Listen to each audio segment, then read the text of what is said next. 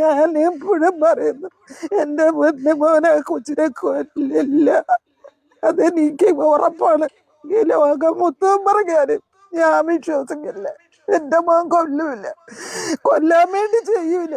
പിന്നെ അവന്റെ കയ്യിൽ നിന്ന് എന്തെങ്കിലും പറ്റി.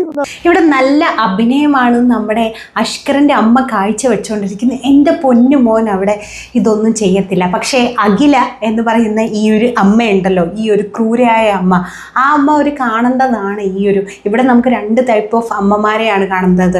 ഇത്രയും കൊടും ക്രൂരത ചെയ്ത ഒരു മകൻ, ഒരു മോന് വേണ്ടിയിട്ട് എൻ്റെ മോനൊന്നും ചെയ്യത്തില്ല എന്ന് പറഞ്ഞാൽ അത്രയും സപ്പോർട്ട് ചെയ്യുന്ന ഒരു അമ്മയുടെ സ്നേഹവും, സ്വന്തം മോനെ അത്രയും ക്രൂരത ചെയ്യുന്നത് മൗനത്തോടെ കണ്ടു നിൽക്കുന്ന ഒരു അമ്മയാണ് നമുക്ക് ഈ ഒരു കേസിൽ അല്ലെങ്കിൽ ഈ ഒരു കാര്യത്തിൽ നമുക്ക് കാണാൻ വേണ്ടി കഴിയുന്നത്. ശരിക്കും ഇന്ന് ആ ഒരു വാർത്ത കേട്ടപ്പോൾ ഒരുപാട് സങ്കടം തോന്നി. കാരണം കുട്ടി ഹൈപ്പർ ആക്റ്റീവ് ആയിരുന്നു, ഈ ഒരു കുട്ടി.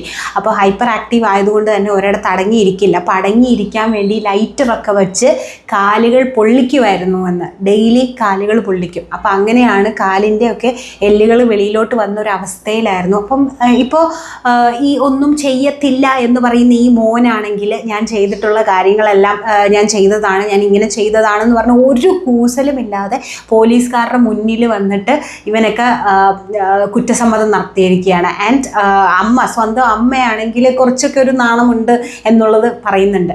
അപ്പം എന്തായാലും ഇവർക്ക് രണ്ടുപേർക്കും ചോദിക്കുമ്പോൾ എന്തുകൊണ്ടാണ് ഇങ്ങനെ ഒരു കുട്ടിയെ, അല്ലെങ്കിൽ ഇങ്ങനെ നിങ്ങൾ ഈ കുട്ടീനെ ഇത്രയും അധികം ദ്രോഹിച്ചതെന്ന് ചോദിക്കുമ്പോൾ ഇവർക്ക് രണ്ടുപേർക്കും പറയാൻ ഒരേ ഒരു ഉത്തരവേ ഉള്ളൂ: സ്വന്തം ജീവിതത്തിന് വേണ്ടി ഈ ഒരു 1.5 വയസ്സുകാരൻ ഇവർക്ക് ബാധ്യതയാകുമെന്ന്.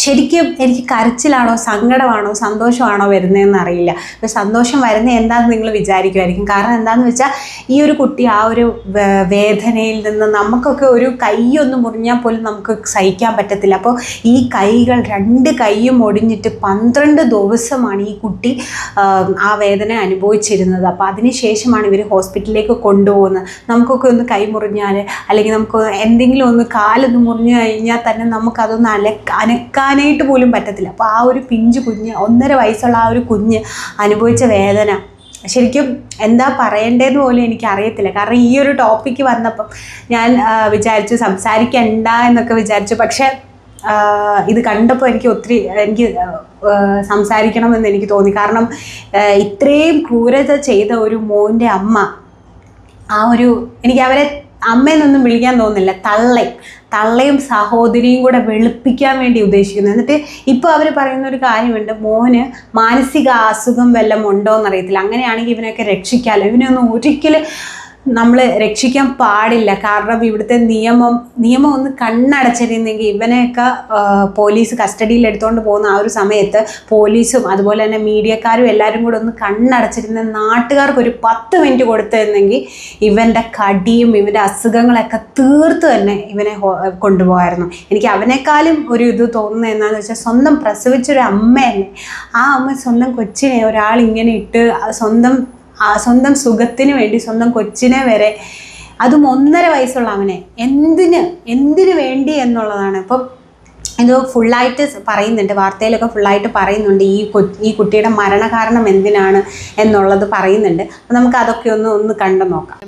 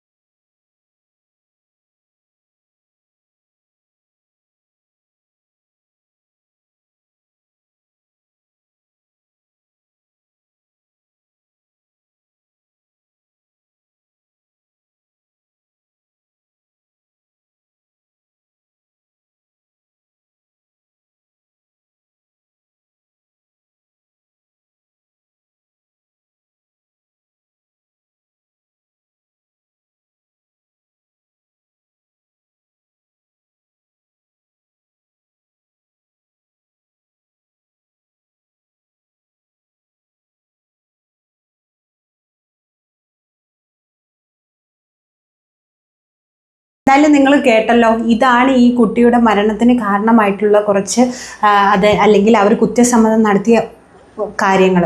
ശരിക്കും പറഞ്ഞാൽ ഈ ഒരു ടോപ്പിക് എടുത്ത് എനിക്ക് സംസാരിക്കാൻ കഴിയുന്നില്ല ഗൈസ്. അപ്പോൾ അതുകൊണ്ടാണ് ഞാൻ ചില സ്ഥലങ്ങളിൽ സ്റ്റക്കായി പോവുകയും കാര്യങ്ങളൊക്കെ ചെയ്യുന്നത്. അപ്പോൾ ഇപ്പോൾ കുറേ ആൾക്കാർ ഈ കുട്ടിക്ക് വേണ്ടിയിട്ട് ഈ കുട്ടിയുടെ അച്ഛൻ്റെ വീട്ടുകാരും അതുപോലെ തന്നെ ഈ കുറ്റവാളിയുടെ അനിയത്തിയും ഒക്കെ കുറേ സംസാരിക്കുന്നുണ്ട്. അവനെ കാണുന്നില്ലായിരുന്നു, അല്ലെ അവനെ അങ്ങനെ ചെയ്യണ്ടായിരുന്നു, അല്ലെങ്കിൽ ഇവരുടെ അമ്മായിയമ്മ, അതായത് ഈ കുറ്റവാളിയുടെ തള്ള എന്ന് പറയുന്ന അവർ പറയുന്നുണ്ട് അവനെ അവരുടെ അച്ഛൻ്റെ വീട്ടുകാർക്ക് കൊടുക്കാൻ ഞാൻ പറയുന്നുണ്ടായിരുന്നു, എനിക്ക് നോക്കാൻ വയ്യായിരുന്നു, ശ്വാസം. ഈ കുട്ടി അനുഭവിച്ച എൻ്റെ ഫ്രണ്ടിൽ ഇവരുടെയൊക്കെ ശ്വാസം മുട്ടൊക്കെ എന്താണ്? നിങ്ങളുടെ കുടുംബപരമായിട്ട് എനിക്ക് പറയാനുള്ളത് പുഴുത്ത് ചാവത്തേ ഉള്ളൂ, സത്യം പറയത്തുള്ളൂ. ഇങ്ങനൊരു കുട്ടിയോട് ചെയ്തത് ഒരിക്കലും ഒരു ദൈവം പോലും അല്ലെങ്കിൽ ആർക്കും സഹിക്കാൻ പോലും പറ്റും. നിങ്ങൾക്ക് വേണ്ടെങ്കിൽ നിങ്ങൾക്ക് എവിടെയെങ്കിലും ഒരു അനാഥത്തൊട്ടിൽ കൊണ്ടിടായിരുന്നു, അല്ലെങ്കിൽ ഒരു പള്ളിയുടെ മുന്നിൽ കൊണ്ടിടായിരുന്നു. എന്ത് ചെയ്താലും ഇങ്ങനെ ആ കൊച്ചിനെ വിട്ട് ഒരിക്കലും ചെയ്യാൻ പാടില്ല. ഒരിക്കലും ഞാനൊരമ്മയല്ല. പക്ഷേ ഞാൻ ഈ വാർത്ത കേൾക്കുമ്പോൾ എനിക്ക് എൻ്റെ കൺട്രോൾ പോവാണ്. ശരിക്കും പറഞ്ഞാൽ എങ്ങനെ ചെയ്യാൻ സാധിക്കുന്നു എന്നാണ് ഞാൻ ആലോചിച്ച് പോകുന്നത്. ശരിക്കും അവൻ്റെയൊക്കെ മനസ്സ് അല്ലെങ്കിൽ അവളുടെയൊക്കെ മനസ്സെന്ന് പറയുന്നത് ആ കുടുംബക്കാരുടെ മുഴുവനും മനസ്സ്. അവരിപ്പം ആ ചെറുക്കനെ എനിക്ക് നോക്കാൻ വയ്യായിരുന്നു, ശ്വാസം മുട്ടലായിരുന്നു, ഇതിൻ്റെയൊക്കെ മുന്നിൽ അവൾക്ക് അനുഭവിക്കുന്ന ശ്വാസം മുട്ടൽ, അവളൊക്കെ പുഴുത്തേ ചാവത്തുള്ളൂ. ഇങ്ങനെയുള്ള ഒരു കൊടും കുറ്റവാളീനെ ഈ ലോകത്തേക്ക് കൊണ്ടുവന്ന എന്നിട്ട് അവളൊക്കെ സ്വന്തം മകനെ വേണ്ടി ഇങ്ങനെ സപ്പോർട്ട് ചെയ്യുന്ന, ശരിക്കും നാട്ടുകാരൊന്നും ഇവരെയൊന്നും അവിടെ ജീവിക്കാൻ അനുവദിക്കരുത്. ഒരു നാട്ടിലും ഇവരെയൊന്നും ജീവിക്കാൻ അനുവദിക്കരുത്. പക്ഷേ എൻ്റെ ഒരു അഭിപ്രായത്തിൽ ഞാൻ പറയുവാണെങ്കിൽ ഈ വധശിക്ഷയോ അല്ലാത്ത ശിക്ഷയോ ഒക്കെ കൊടുത്തു കഴിഞ്ഞാൽ അതൊക്കെ വെറും ചെറിയ ശിക്ഷകളായി പോകും. ശരിക്കും എന്താ പറഞ്ഞതെന്ന് വെച്ചാൽ ആ കുഞ്ഞിൻ്റെ ശരീരത്തിൽ 91 മുറിവുകളുണ്ടായിരുന്നു. അതേ മുറിവുകൾ അല്ലെങ്കിൽ ആ കുഞ്ഞിൻ്റെ ശരീരത്തുണ്ടായ അത്രയും മുറിവുകൾ ഇവൻ്റെയും ഇവരുടെയും ശരീരത്തുണ്ടാക്കിയിട്ട് ഇവരെ നാട്ടുകാർക്ക് വിട്ടുകൊടുക്കുകയാണ് ചെയ്യേണ്ടത്. അങ്ങനെയാണെങ്കിൽ മാത്രമേ ഇനി നാളെ ഏതെങ്കിലും ഒരു അമ്മ ചെയ്യില്ലായിരിക്കും. നാളെ ഒരു വ്യക്തി പോലും ഒരു കുട്ടീനെ നോവിക്കുമ്പോൾ കുറച്ചൊന്ന് പേടിക്കും. നിങ്ങൾക്ക് വേണ്ടേ കൊണ്ട് അല്ലെങ്കിൽ നിങ്ങൾക്ക് വേണ്ടേ കൊണ്ട് എത്ര അനാഥാലയങ്ങളുണ്ട് അല്ലെങ്കിൽ എത്ര സ്ഥലങ്ങളുണ്ട്, അവിടെ കൊണ്ട് കളഞ്ഞൂടെ?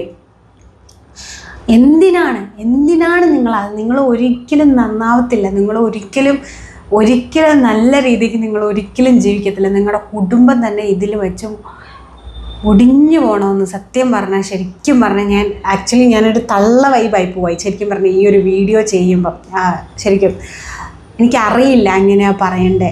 നമ്മൾ ആ ഒരു കുഞ്ഞിൻ്റെ മുഖം കാണുമ്പം ശരിക്കും എനിക്കറിയില്ല എന്താ പറയണ്ടേന്ന് അറിയില്ല ഗൈസ്. ഇവിടെ ആശാ വർക്കർ നമ്മൾ ഗവൺമെൻറ്റിൽ നിന്ന് പൈസയൊക്കെ കൊടുത്ത് കുറേ ആശാ വർക്കറൊക്കെ ഉണ്ടല്ലോ. ഇവർ ആ വീട്ടിൽ പോകുന്നില്ലായിരുന്നു, ഈ കുട്ടിയുടെ ശരീരം ഇവർ നോക്കുന്നില്ലായിരുന്നു.